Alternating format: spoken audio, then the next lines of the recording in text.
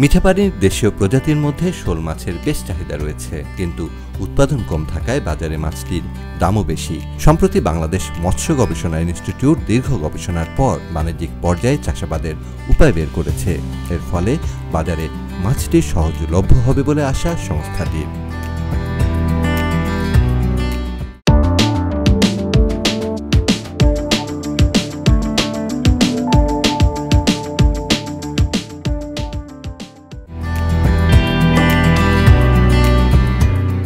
জলাশয় সংকোচন, জনসংখ্যা বৃদ্ধি, পানি দূষণ এবং অতি আহরণের ফলে শোল মাছের বিচরণ ও প্রজনন ক্ষেত্র হুমকিতে পড়ায় প্রাকৃতিকভাবে মাছটির উৎপাদন কমে যাচ্ছে।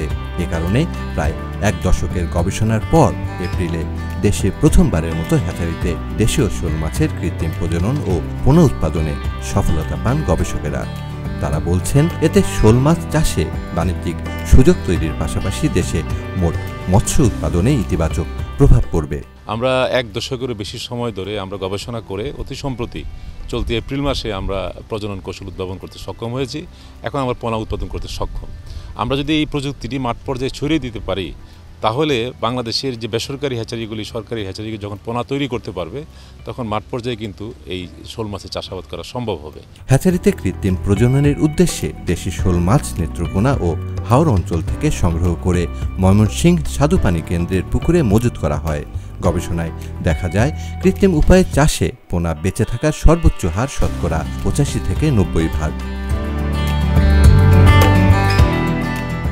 গবেষকেরা বলছেন, রেণু উৎপাদনে সফল হওয়ায় শোল মাছকে বাণিজ্যিকভাবে উৎপাদনে আনা সম্ভব হবে।